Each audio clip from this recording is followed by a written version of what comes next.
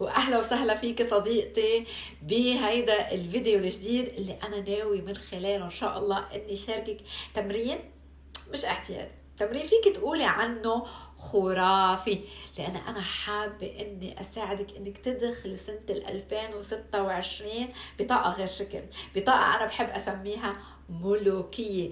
يكون عندك هيدي الثقة بنفسك، بالوضوح بأهدافك، حاسة بالتمكين وبالدعم من نفسك، من كل أجزاء نفسك، لحتى تأسس الحياة اللي أنت بتتمنيها، وإن شاء الله عشرات الأضعاف أفضل.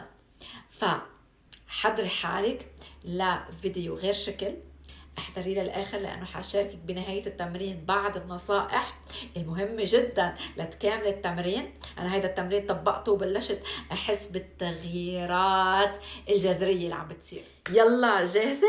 طيب ممتاز. بس أنا كمان رح أطلب منك طلب صغير، وهو إنك تجيبي لائحة الأهداف اللي وضعتيها واللي اشتغلت عليها.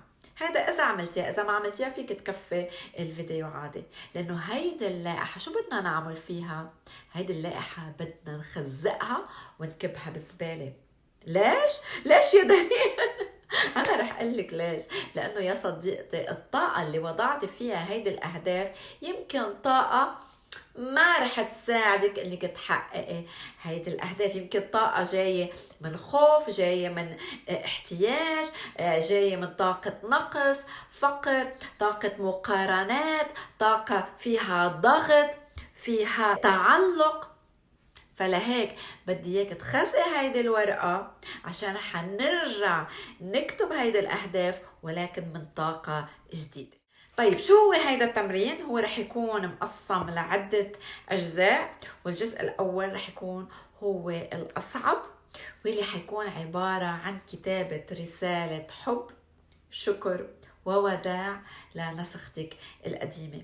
هيدي النسخة اللي يمكن عانت كتير، لأنها دايما خياراتها وقراراتها كانت عم تجي من مكان خوف، من مكان إحساس بعدم الاستحقاق، لأنها دايما بتحس حالها أنها مش كفاية، جاي من مكان نقص، فقر، تعلق.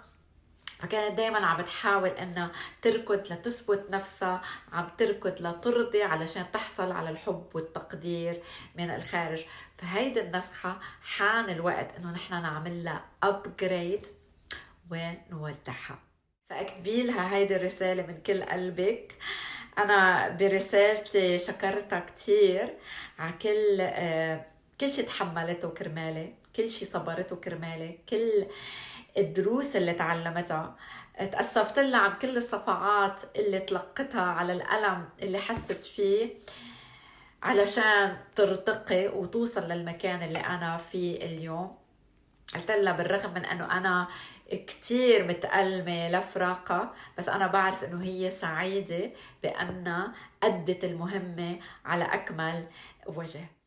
فأنا رح أطلب منك أنك تاخدي وقتك بكتابة هيدي الرسالة. رح يكون في دموع غزيرة. بحضري علبة المناديل، خليها تكون قدامك، لأنه يعني مش سهل أنه نتخلى عن جزء منا أو من نسخة منا. وبنهاية الرسالة وقعي مع كل حب، وبعدين فيك تقرأ الرسالة من جديد وتفرغي أي بعد مشاعر بكاء حابب أنه يطلع. وبعدين أنا حرقت الورقة، وأنا عم بحرقها عم بقول أنا أرسلك إلى النور. فهيدي الرسالة وحرقة لهيدا الرسالة هي فيك تحتبريها كأنه نية قوية عم تطلقيها لا تتخلي عن هيدي النسخة أو الاشياء اللي ما بقى تفيدك واللي كانت عم تعيقك من انك ترتقي بنفسك وتعيش الحياة اللي انت بتتمنيها وتحقق هيدي الأهداف اللي انت كتبتيها. ولكن نية بدون سعي ما رح تكون كاملة، خلينا نقول. فلازم من بعد هيدا الطقس، طقس التحرير وطقس الحرق، انه نحن فعليا ماديا نتخلى عن شيء مرتبط أو متعلق بهيدي النسخة. أنا مثلا اخترت إني أتخلى عن بعض قطع الثياب اللي نسختي القديمة كانت تلبسهم كتير. عملية التخلي ما كانت سهلة، كمان كان في نوع من البكاء، خاصة انه بعد القطع كنت انا كتير بحبها وبحسها مريحة وكنت حس حالي انيقة فيها، ولكن قررت اني اتخلى عنها لانها مرتبطة يعني ارتباط وثيق اذا فيك تقولي مع نسختي القديمة. وحسيت حالي انه بالتخلي عن هيدي القطعة العزيزة على قلبي انا نيتي عم بتكون اقوى، لانه فعلا عم بظهر مدى استعدادي للتخلي تماما عن نسختي القديمة.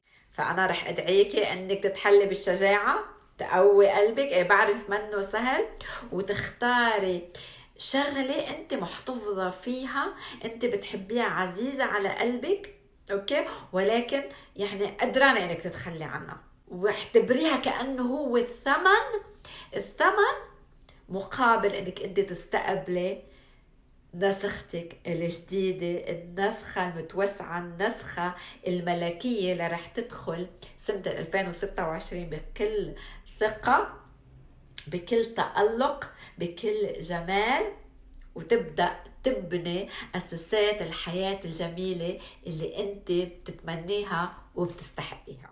فالجزء الأول والثاني من هيدا التمرين فيك تعتبريهم تحت عنوان التخلي، لحتى تفتحي مساحة جديدة بحياتك وبنفسك لتستقبلي الشيء الجديد.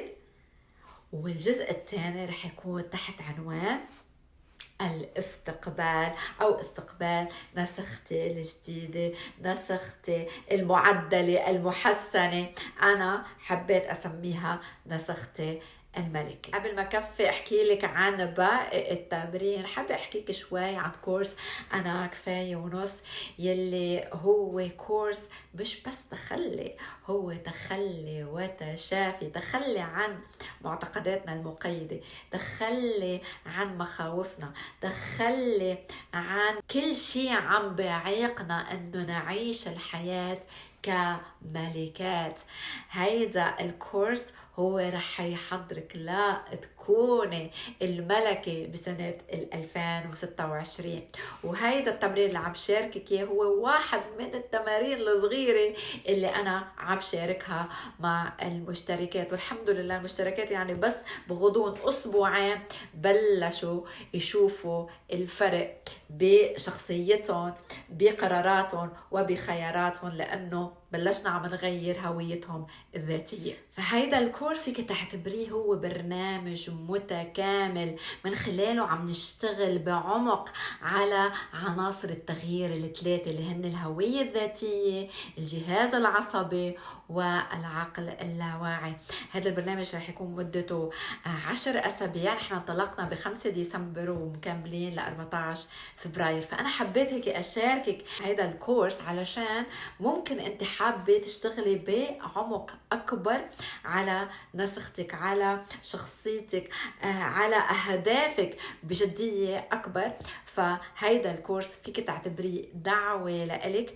أنا تركت لك يعني تفاصيل الكورس أو رابط تفاصيل الكورس بصندوق الوصف. إذا هيدا الشيء بخاطب قلبك فرح أدعيكي أنك تقوي قلبك وتنضمي معنا لتكون الملكة بال2026. فخلينا هلأ نكفي باقي التمرين اللي هو تحت عنوان الاستقبال. فنحن شو رح نعمل؟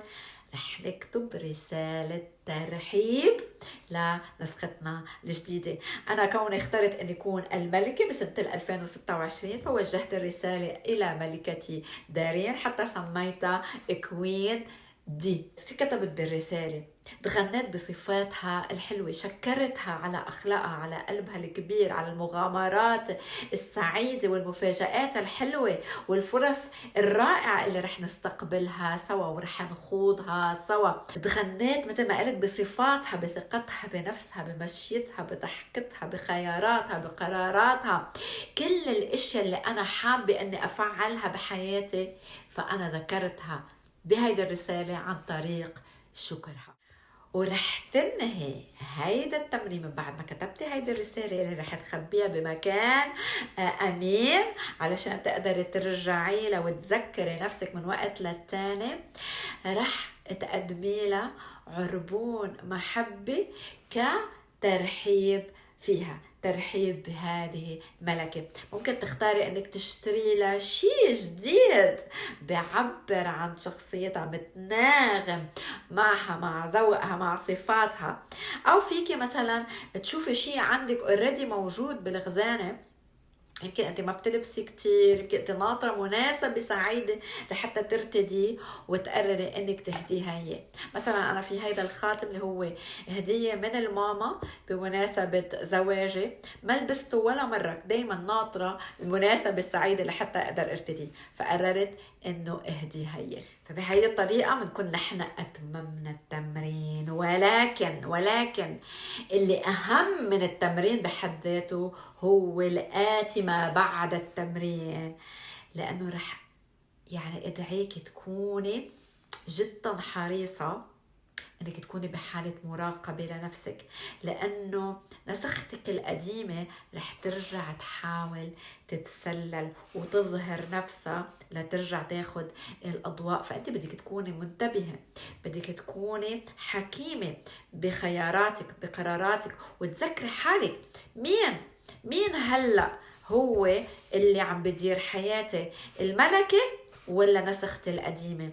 كمان استخدمي هيدا العربون، عربون المحبة اللي استلمتيه واستقبلتيه، لحتى دايما تكوني بحالة تذكير.